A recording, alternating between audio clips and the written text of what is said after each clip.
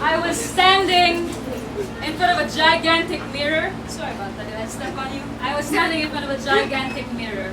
I was glaring at the reflection of a little girl with wide-rimmed glasses, polo shirt, denim shorts, and Mary Jane's. I was 4, that was me, and a young couple's firstborn guinea pig. I also remember getting a new dress that my parents had tastelessly matched with a pair of Adidas high-cut rubber shoes. Do you remember those? I was 5. Yes, I was 5 and still a tiny lab rat in a rainbow-colored cage. I also remember my dad buying me my first standard-sized basketball. It was huge! For a little girl, it was huge. I marveled at how the fucker was twice the size of my head. You see this? Twice this. A lot of head. I was 8.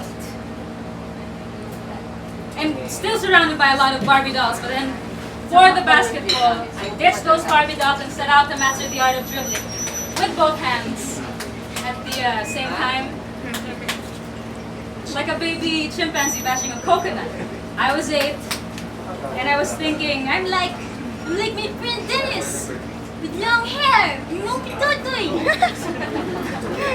I remember saying for the first time in my life, holy mother of children's toys, action figures, Matchbox model cars, all sprawled on the floor, just waiting for me to pick them up.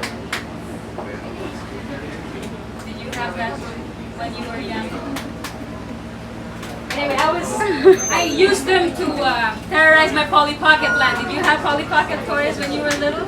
I did. Yes? You did? I did. Well, I used my action figures to terrorize those Polly Pocket lands. I let them just kick, stomp, and just finish every civilian in sight. I was 9, very violent for a 9-year-old, and very hyperactive. In the 3rd grade, I thought to myself my world would be a little livelier, maybe if it had more boys in it, so I surrounded myself with 1 little, 2 little, 3 little Indian boys.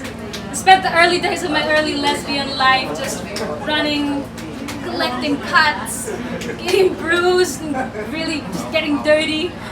This was also the first time in my life that I fell head over heels in love with a classmate who incessantly pushed me away, but she eventually turns lesbian in high school. That's not her. 5th grade, that was a time in my life when... What was that a time in my life? I remember telling you the story. When I constantly, socially unacceptably, bombarded my girl crushes with short love letters. Early on, I'm sure I became a hopeless romantic at that really fairly young age. And note, by hopeless romantic I mean textbook sweet and borderly creepy. I was, my fellow baby lesbians and myself, we hounded our prospects on a daily basis. Sometimes I wondered if my guy friends ever hated me for chasing after the pretty girls, but whatevs. My mantra then was, may the best gender win. I'm really grateful that my parents were very supportive when it came to my school activities. As I became part of various sports teams, my father heartily bought me a pair of rubber shoes, really mean pairs of rubber shoes for both for basketball and track and field. I already kind of knew then that they were at that wondering point, you know, about whether or not tibu ako. But they didn't really have the courage to ask. So I didn't really have the courage to say it out loud. It was, in retrospect, I can say that my entire childhood was a 12-year-long coming out party that nobody really cared about. Like an early, slow journey towards self-acceptance or quiet discovery.